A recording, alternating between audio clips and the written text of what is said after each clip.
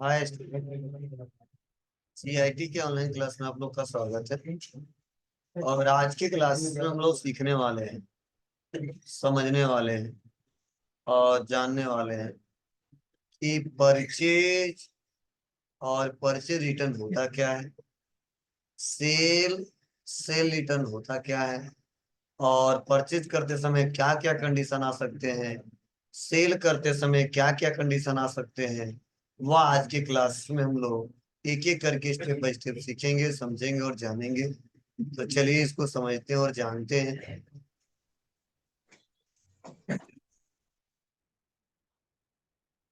तो सभी लोग ध्यान देंगे।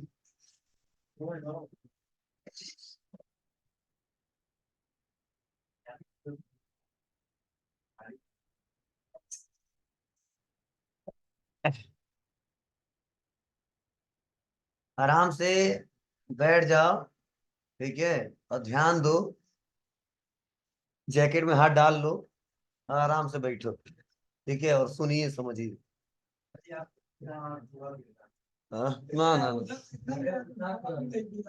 हम भगवान जी से स्पेशल बात किए हैं।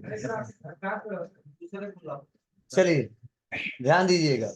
सबसे पहले आज हम लोग जानने वाले हैं परचेज।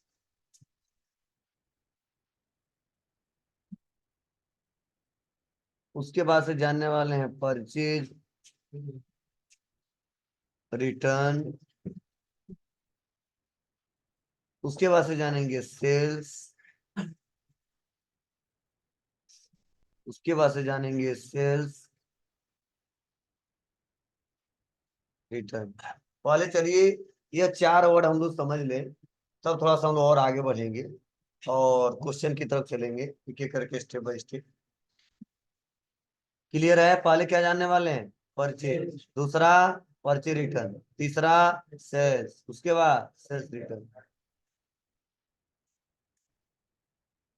तो ध्यान दीजिएगा, अगर जब भी आपसे कोई कहता है सर परचेज क्या है, परचेज किसे कहते हैं, तो ध्यान देना। जब कोई एक बिजनेसमैन, ध्यान से सुनना, जब कोई एक बिजनेसमैन किसी अदर बिजनेसमैन से कोई गुड्स या कोई सर्विस खरीदता है, क्या करता है? खरीदता है, क्रय करता है, ठीक है, उसी हम क्या कहते हैं? परचेज कहते हैं। क्लियर है? या एक सिंपल शब्दों में बता सकते हो, पुनः बिक्री के उद्देश्य से खरीदी गई वस्तु क्या कहलाता है? परचेज कहलाता है। क्या समझे? पुनः बिक्री के उद्देश्य से खरीदी गई वस्तु क्या कहलाता है? परचेज कहलाता है। क्लियर है सबको यहाँ तक? अब सवाल यह कि सर जो आप परचेज करोगे वो किससे करोगे? तो याद करो, हमने पढ़ाया था, जिससे हम सामान परचेज करते हैं उसे हम बोलते हैं सप्लायर। नहीं पता है तो आज फिर से नोट कर लेना माइंड में, या कॉपी में नोट करना, कॉपी में नोट कर लेना। जिससे हम माल परचेज करते हैं हम उसे बोलते हैं सप्लायर। क्या बोलते हैं बाबू? सप्लायर। कोई दिक्कत? अब ये सप्लायर जो होता है ना, हम अकाउंटिंग के भाषा में इस सप्लायर को हम रिकॉर्ड करते हैं किसमें? सन्ड्री क्रेडिटर में। किसमें बाबू? सन्ड्री क्रेडिटर में। क्लियर है? इतना सबको याद होना चाहिए। जिससे हम सामान खरीदते हैं वो हमारे व्यापार के लिए सप्लायर होता है। कोई दिक्कत? बोलिए। और सप्लायर को अकाउंटिंग के भाषा में बोला था सन्ड्री क्रेडिटर। क्या बोलते हैं उसको? Sundry creditor. और सन्ड्री क्रेडिटर का जो पैसा होता है वो हमारे व्यापार के लिए लाइबिलिटीज होता है। क्या होता है? वो हमारे व्यापार के लिए लाइबिलिटीज होता है। इतना सबको क्लियर है? बोलो। क्या बताओगे? जिससे हम माल खरीदते हैं वो क्या कहलाता है? सप्लायर। सप्लायर को अकाउंटिंग के भाषा में क्या रिकॉर्ड करते हैं? Sundry creditor. और सन्ड्री क्रेडिटर का अमाउंट जो होता है वो क्या होता है? लाइबिलिटीज होता है। लाइबिलिटी मतलब क्या? वह पैसा जो हमको पे करना है, वह पैसा जो हमको पे करना है। यहां तक किसी कोई दिक्कत? चलिए थोड़ा सा और आगे बढ़ते हैं। अब देखिए, परचेज करते समय हमारे दो कंडीशन आते हैं।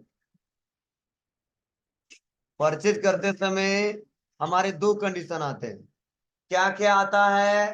तो परचेज करते समय एक आता है क्या? तो आता है कैश बेसिस परचेज, और दूसरा आता है क्रेडिट बेसिस परचेज। अब ध्यान से सुनना समझना। जब हम किसी से गुड्स खरीदते हैं तो दो कंडीशन आते हैं, या तो नगद या तो उधार। क्लियर है? या तो नगद या तो उधार। हाँ, नगद में क्या क्या आ सकता है? कैश का भी नाम आ सकता है और बैंक का भी नाम आ सकता है। बोलो, नगद खरीदेंगे तो या कैश पेमेंट करें या बैंक पेमेंट करें। अब बैंक में सबसे फेमस क्या हो गया इसमें? यूपीआई। क्या हो गया है? यूपीआई। अब चलिए, तो क्लियर है। उसके बाद से क्रेडिट मतलब सामान उधार खरीदा जा रहा है। क्या किया जा रहा है? उधार खरीदा जा रहा है। अब यहीं पे कंसेप्ट समझना है। जब हम कोई सामान नगद खरीदेंगे, क्या खरीदेंगे? नगद खरीदेंगे। अगर कैश दे के खरीद रहे हैं तो वहां पे परचेज के साथ, ध्यान से सुनना, वहां परचेज के साथ हमेशा कैश बनेगा। क्या बनेगा? कैश का अकाउंट बनेगा। लेकिन नगद ही खरीद रहे हैं, अगर वहां पे बैंक से पेमेंट कर रहे हैं तो परचेज के साथ बैंक का अकाउंट बनेगा। क्लियर है? लेकिन ना कैश से खरीद रहे हैं ना बैंक से खरीद रहे हैं, अगर वो सामान उधार खरीद रहे हैं तो ध्यान से सुनना, अगर वो सामान उधार खरीद रहे हैं तो उस व्यक्ति का अकाउंट बनेगा। जैसे Ramesh traders, Mohan traders, Sohan traders, etc.. मतलब क्या समझ में आया? मतलब यही है कि अगर हम आपसे नगद माल खरीदते हैं तो आपका नाम लिखने की मुझे जरूरत नहीं है, बस दिखा देंगे कैश दिया है कि बैंक से पेमेंट किया। क्लियर है? लेकिन अगर हम वही सामान उधार खरीदते हैं तो हमें दिखाना है। वही सामान अगर हम उधार खरीदते हैं तो हमको दिखाना है। क्या दिखाना है? परचेज तो किया है, इतने का किया है, लेकिन किससे किया है? मोहन से किया है। किससे किया है? सोहन से किया है। अब कौन सा क्यों दिखाओगे? कि बाबू, अगर हम दिखाएंगे नहीं तो कैसे पता चलेगा कि किसको कितना पैसा देना है? आप बताओ। अगर मैं कोई सामान आपसे उधार खरीद के लेके आता हूँ तो अपने डायरी में, अपने रजिस्टर में लिखूंगा ना कि इतने हजार रुपए का इस डेट में उधार माल खरीद के लेके आए हैं। बोलो, तभी तो पता चलेगा इतना पैसा उनको देना है। और वो भी तो लिखेगा कि इस डेट को इतने रुपए का उधार माल होने बेचा है। बोलो, अगर दोनों ना लिखे तो पता चल जाएगा? नहीं। अरे यार, एक दिन याद रहेगा, 2 दिन याद रहेगा। हाँ, और जब ज्यादा दिन हो जाएगा तो भूलता जाएगा कितने रुपए का उधार था। और उधार बाकी हमेशा चलता है। ऐसा नहीं एक ही बार 2 रुपया खरीदा था उसको छोड़ दिया था। हमेशा खरीदते हैं, पैसा देते हैं, उसके बाद फिर से खरीदते हैं, फिर पैसा देते हैं, फिर उधार खरीदते हैं। तो नहीं लिखेंगे तो दिक्कत हो जाएगी ना। हो जाएगी। अरे आप जानते ही हो, इतना तो हमेशा करते हो आप लोग। या नॉर्मल छोटे मोटे दुकान पे जाते हो तो ऐसा चलता है। ठीक है, तो जिससे हम उधार खरीदते हैं उसका नाम लिखते हैं। ठीक है, वो जो उधार बेचता है वो भी नाम लिखता है। लेकिन जैसे वो नगद बेचता है तो नाम लिखता है क्या? वो छोटे छोटे फुटकर फुटकर लिखता रह जाएगा कि किसको 2 रुपए का बेचा है, किसको 10 रुपए का बेचा है, किसको 100 रुपए का बेचा है। बोलो। हाँ, जब ज्यादा अमाउंट रहता तब लिखता है, और कम रहता है तो एक बार कैश मिला लेता अपना, इतने लाख रुपए का आज हम बेचे हैं, इतने हजार रुपए का आज हम बेचे हैं। तो ये बात समझ रहे हैं आपको ना? ये कंसेप्ट आपको क्लियर होनी चाहिए। बोलिए, कोई दिक्कत हो बता दीजिए आप। ये पॉइंट समझ आया? अरे लिख लो, छोटा सा पॉइंट है, छाप लो तो अच्छा रहेगा। वैसा दिमाग नहीं लगाना है, कई बार नोट रहता तो अच्छा रहता।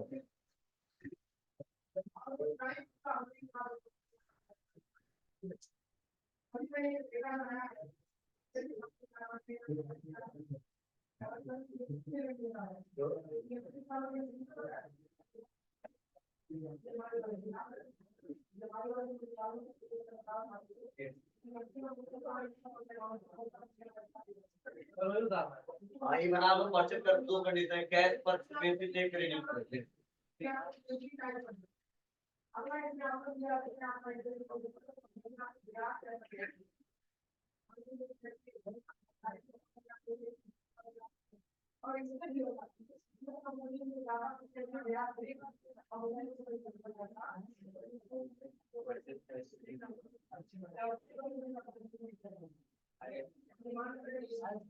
हुआ? अगर आप नहीं लिखा हूँ तो यही नहीं लिखा ये। हाँ ये ये बनाया हूँ पूरा घुमाया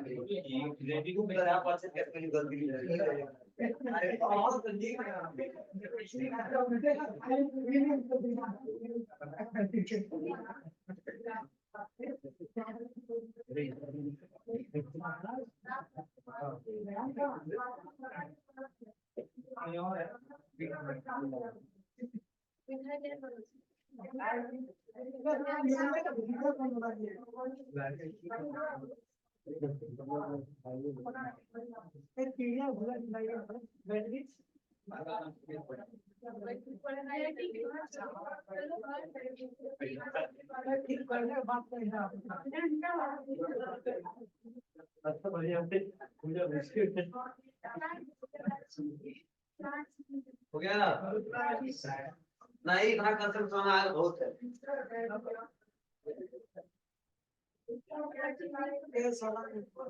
चलिए हाँ नोट में करके ये लिख लो, जब नगद खरीदेंगे तो परचेज कैश अकाउंट बनेगा। कैश मतलब कैश से देंगे तो कैश का बनेगा, और बैंक देंगे तो बैंक से देंगे तो बैंक अकाउंट, और उधार खरीदेंगे तो उस व्यक्ति का नाम लिखेंगे। और क्या बोले तुम लोग अपने भाषा में लिखो, क्या बोले हो?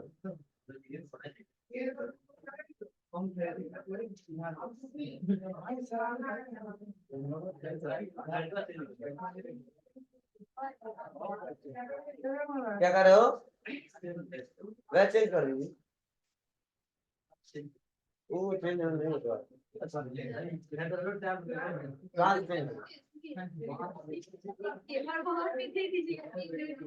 ठीक है चेंज कर। कहाँ जाओ?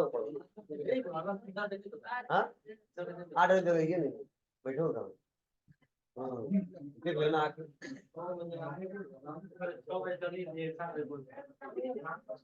ठीक तो है 6 बजे चलो तो 7 बजे पहुंच जाओगे तो लेट से पहुंचे हो कर।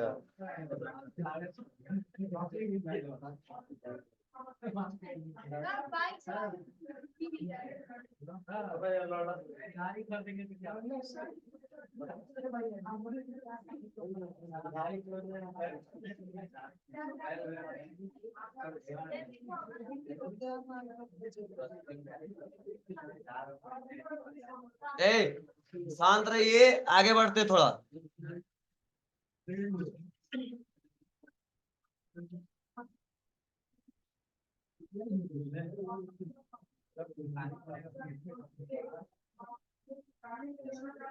घर से टाइम से निकला करो, आराम से चले आओ। क्या हम बड़ा का चश्मा लगा के आते हैं क्या? सर आप जिस रास्ते से आते हैं उस रास्ते में गाड़ी आता है। अच्छा सब कोई हाईवे से आता है?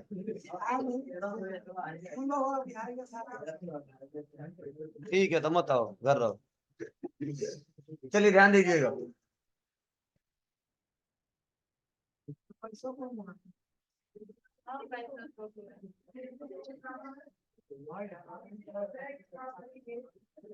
ऑनलाइन में तो बंद कर देंगे। चलिए ध्यान दीजिएगा।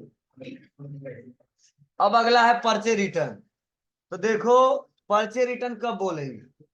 जब एक बिजनेस, ध्यान से सुनना, जब एक बिजनेस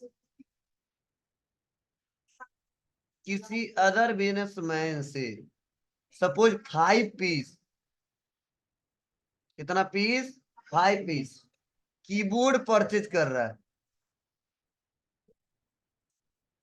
क्या कर रहा है? कीबोर्ड परचेज कर रहा है, समझने की कोशिश करना है यहाँ पे।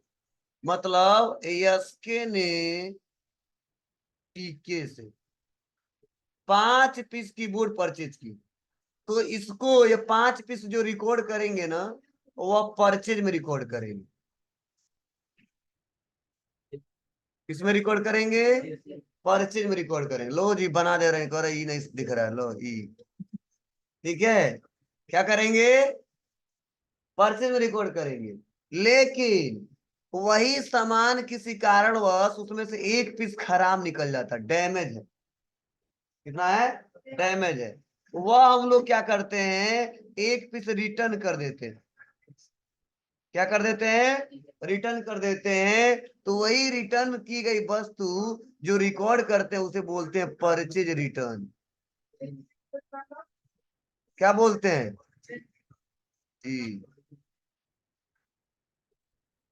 उसे बोलते हैं परचेज रिटर्न। क्या समझे? सप्लायर से खरीदी गई वस्तु जब किसी कारणवश उसमें से कुछ गुड्स वापस कर देते हैं, तो उसको रिकॉर्ड करते हैं किसमें? परचेज रिटर्न में। क्लियर है? हमने सामान खरीदा 5 पीस, लेकिन एक पीस खराब निकला, हम वापस कर दी, इसे बोलते हैं परचेज रिटर्न। तो 5 पीस खरीदेंगे तो परचेज में रिकॉर्ड करेंगे, और एक पीस वापस करेंगे तो परचेज रिटर्न में रिकॉर्ड करेंगे।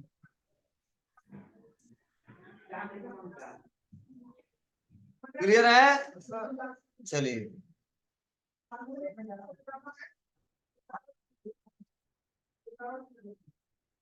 सबको समझ आ रहा ना?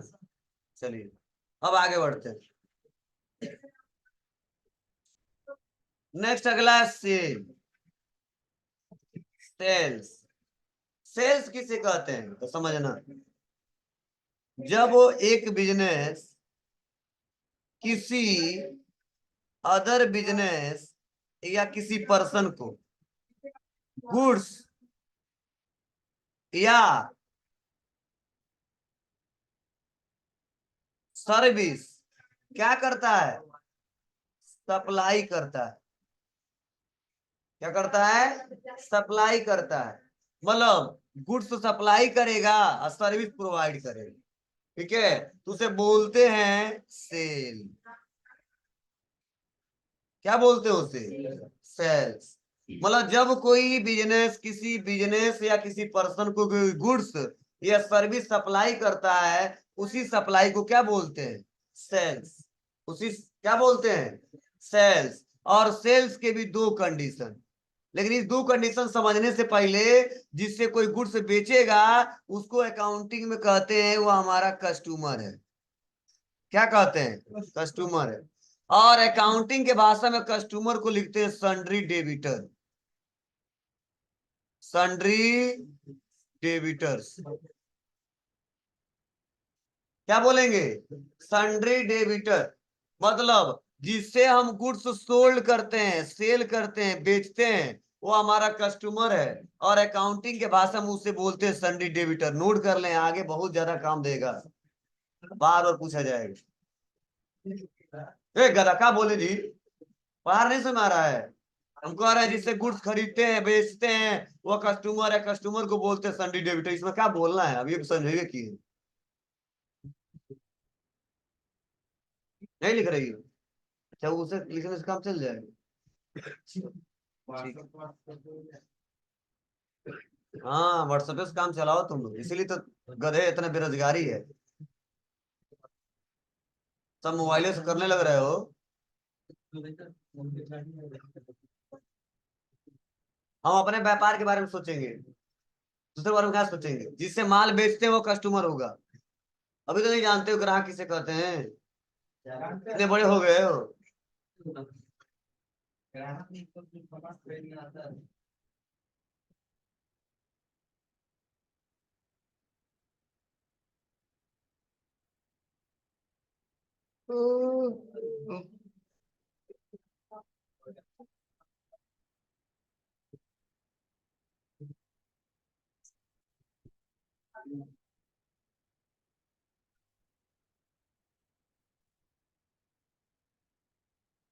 हो गए बाबू? इसमें भी दो कंडीशन, कैश आ जाएगा या तो उधार, और कैश में बैंक का भी नाम आ सकता है। बोलो, सेम वही कंडीशन। जब नगद माल खरीदेंगे तो अगर कैश दे रहे हैं तो पर सेल के साथ क्या लिखेंगे, कैश लिखेंगे। और जब बैंक से दे रहे हैं तो सेल के साथ क्या लिखेंगे, बैंक का नाम लिखेंगे या बैंक लिखेंगे। और जब उधार खरीद रहे हैं तो सेल के साथ क्या लिखेंगे, उस व्यक्ति का नाम, मोहन ट्रेडर्स, सोहन ट्रेडर्स, जिससे माल हम बेच रहे हैं। क्लियर है। जब नगद माल बेच रहे हैं तो ये कैश अगर वो दे रहा है तो कैश रिकॉर्ड करेंगे, और बैंक से दे रहा है तो बैंक रिकॉर्ड करेंगे, और अगर उधार खरीद रहा है तो उसका नाम ही लिख देंगे बस।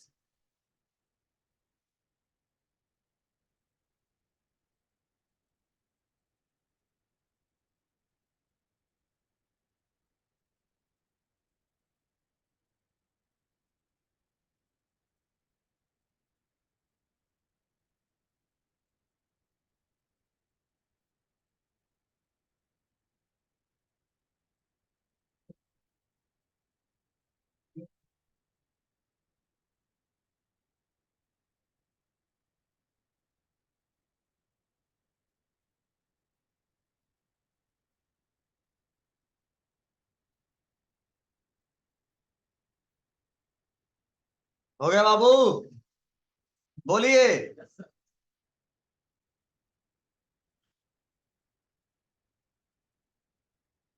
चलिए अब आगे बढ़ते हैं। परचेज भी बता दिया, परचेज रिटर्न भी बता दिया, सेल भी बता दिया।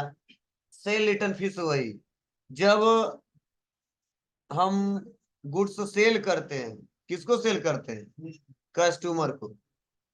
और सपोज हमने 10 पीस कीबोर्ड बेच दिया, कितना, 10 पीस। और हमारा कस्टमर जो मोहन है उसमें से देखे एक पीस खराब है और हमको रिटर्न कर दे रहे हैं। क्या कर दे रहे हैं, रिटर्न कर दे रहे हैं। तो जब सेल की गई वस्तु जब मेरे कस्टमर द्वारा रिटर्न कर दिया जाए तो उसे बोलते हैं सेल्स रिटर्न। क्या बोलेंगे, सेल की गई वस्तु जब हमारे कस्टमर द्वारा हमको वापस कर दिया जाए क्या कहलाता है, सेल्स रिटर्न। अब ऐसा तो नहीं पूरा वापस करेगा, कुछ खराब होगा तो वापस करेगा, नहीं होगा तो नहीं करेगा।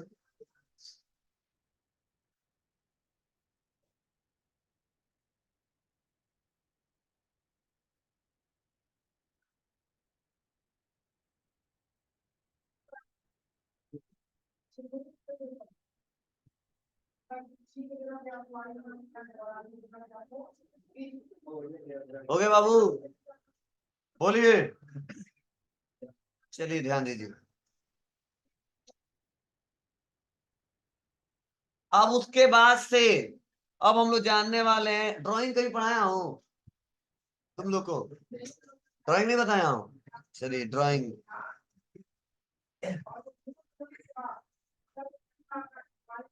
ड्राइंग मतलब आहरण होता है, आहरण।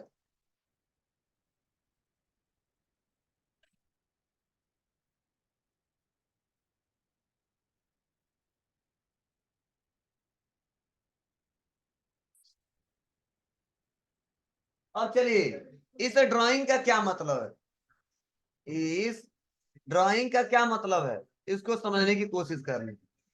जब व्यापार का स्वामी, बिजनेस का ऑनर, मालिक, प्रोप्राइटर, समझना, जब बिजनेस का स्वामी व्यापार से कैश या गुड्स क्या करता है, व्यापार से विड्रॉ करता, निकालता है, लेता है। और किसके लिए लेता है, पर्सनल यूज के लिए। किसके लिए, पर्सनल यूज के लिए। तो उस पैसे को जो रिकॉर्ड किया जाता है वह किया जाता है ड्राइंग। वहां पे ड्राइंग का अकाउंट बनाते हैं। अब कौशल क्या मतलब है, हमने बोला है कि जब व्यापार का मालिक कैश या गुड्स व्यापार से विड्रॉ निकालता है, किसके लिए? पर्सनल यूज के लिए। तो उस पैसे को रिकॉर्ड करते किसमें? ड्राइंग में। अब इसको समझना, व्यापार का मालिक क्या किया? चलो व्यापार का मालिक एसके, कौन है? एसके। व्यापार से समझ जाओ, उन्होंने 500 रुपए निकाल लिया, और वो भी किसके लिए? पर्सनल यूज के लिए। पर्सनल मतलब क्या? 500 रुपए निकाल के और जाके अपने भाई को दे दिए, लो बाबू खा लो। तो आप बताइए वो पैसा क्या होगा? बिजनेस से रिलेटेड होगा क्या? उनका पर्सनल यूज हो गया। एसके ने अपने पापा के लिए एक फोन खरीद दिया, वह व्यापार से रिलेटेड फोन नहीं चलता है, पापा इस्तेमाल करेंगे। तो आप बताओ वह क्या होगा? बिजनेस यूज होगा क्या? नहीं, प्राइवेट यूज होगा, मतलब पर्सनल यूज होगा। समझे ना? मतलब वह खर्चा जो व्यापार के स्वामी से निजी से रिलेटेड हो, निजी खर्चे से रिलेटेड हो, ऐसे खर्चे को किसमें रिकॉर्ड करते हैं? ड्राइंग। किसमें? ड्राइंग में। तो अगर कैश निकालता है तो वहां पे हम लोग कैश दिखाते हैं, और गुड्स निकालता है तो वहां पे गुड्स में गुड्स दिखाते हैं परचेज के साथ। समझे? तो कभी भी क्वेश्चन में आ जाए कि व्यापार के मालिक द्वारा पर्सनल यूज के लिए पैसा निकाला जा रहा था, क्या अकाउंट बनेगा? जी, क्वेश्चन आएगा, बार बार याद रखना है।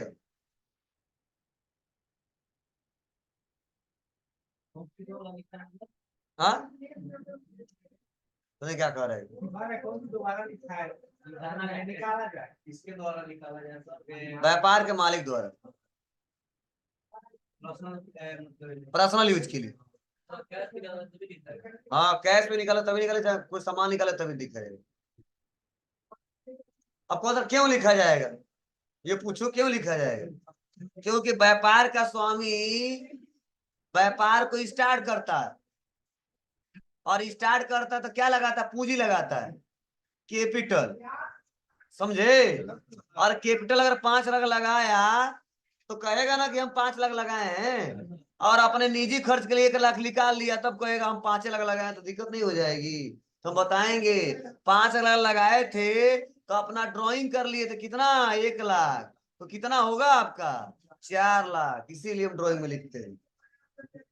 तो मालिक कहेगा 5 लाख लगाए थे, हमको 5 के हिसाब दो, और हम लिखवे नहीं कि चलो मालिक है ना पैसा निकालता गया, गड़बड़ हो जाए। इसीलिए ड्राइंग में लिखेंगे। मतलब फ्यूचर में जब पूछेगा कि 5 लाख था कैसे 4 हो गया, बताएंगे सर जी आप निजी खर्च के लिए 1 लाख निकाले थे, इसलिए 4 हो गया।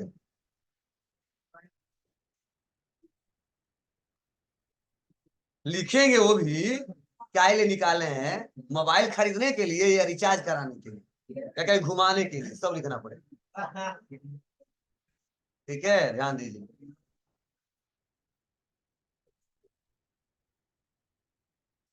चलिए, अब हम लोग समझना है एक और, इसी के साथ साथ bad debts. Bad debts, bad debts. Bad debts मतलब डूबत राशि, लिख लेना, डूबत, डूबत राशि। हाँ, बैड डेब्ट्स मतलब डूबत राशि।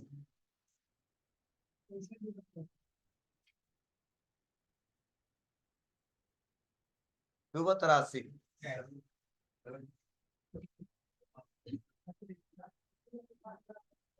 डूबत राशि।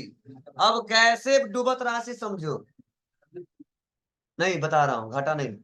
जब हमारा बिजनेस, जब किसी को कोई गुड्स सेल करता है, सेल किसको करता है? सेल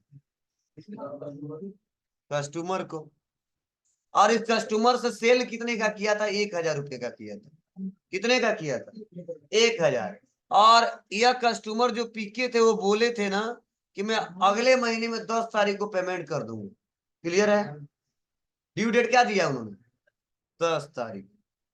लेकिन 10 आया तो कहा ना हम 12 को पे करें। कोई बात नहीं, 2 दिन और टाइम दे देते हैं। फिर से कह रहा है बहुत इमरजेंसी है, अब हम 20 को पे करेंगे। फिर से मान लिए कह रहा नहीं, अब अगले महीने 1 तारीख को पे करेंगे।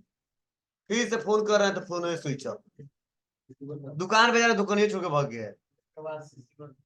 ठीक है। और जब रास्ते में मिला तो झगड़ा हो गया, लड़ाई हो गया। कह रहा कि बाबू हमारा मार के कपार फोड़ दो ठीक है, लेकिन तुमको 1 भी रुपया दूंगा नहीं, जो करना कर लो, जा थाने में कंप्लेन करो जाओ।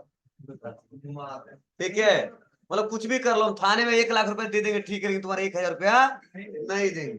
तो वह पैसा जो ठान लिया तुमको नहीं देंगे, उसको हम क्या करते हैं, सब कुछ जब मतलब हार जाते हैं कि मिलेगा नहीं अब, तब उसको हम लिख देते हैं बैड डेट्स। किसके नाम से? उस गधे के नाम से जो लेकर भगा है। बस क्लियर है? मतलब डेट बैड डेट्स मतलब क्या? वो पैसा जो मिलने वाला अब नहीं है। और आप बताओ कोई ऐसा व्यापार है जिसमें पैसा डूबता ना हो? कोई नहीं व्यापार है। एक छोटा सा पान वाला जो दुकान है, जो जूता चप्पल सीता है, उसका भी पैसा लोग भाग जाते हैं। आज सिलवा लेंगे, कहेंगे चलो कल आएंगे, पता लगा सिलवाना ही नहीं करे। अब समझ जाइए। हाँ पकौड़ी वाले, बहुत लोग खा पी के बाहर अरे वो तो अलग बात है, वो तो बताइए नहीं कि बेईमानी पहले ही कर दिया। वो और उसको डूबो तरह से नहीं मानेंगे। हमको पता नहीं चला कि कितने का बेचे थे, तो कैसे मान लो इतना डूब गया। जैसे मान लो हमारे पास 10 गो ग्राहक आ रहे हैं, हम नहीं ध्यान दिए 10 गो है, सबको पकौड़ी दे दिया, तो 2 गो खा के भाग गए, तो हमको क्या पता चल रहा? हम जानते तो पकड़ लेते, हमको पता नहीं चला 2 गो भाग गए। ऐसा होता है, उसको डूबत रात लिखेंगे, हम जन्मे नहीं करते हैं। लेकिन 10 गो में से 8 गो पकौड़ी खाए और 4 गो बकाया लगा के चले गए, और कभी दुकान पर आए नहीं, और लिखे तो लिखे रह गया, उतर गया पन्ना ठीक है, फिर वो कभी आया नहीं, नजर में आया नहीं। और नजर में आया तो साइकिल छीनने के बाद ही नहीं पैसा दे रहा है। बहुत कुछ होता है। हमारे पैसा देते हैं। हाँ ठीक है, बैठाएंगे लोग, ठीक है, लेकिन ध्यान देना कुछ ऐसे पैसे होते जो मिलता नहीं है। हाँ तो उसे बोलते हैं बैड डेट। क्लियर है? डूबत राशि। डूब गया था। ठीक।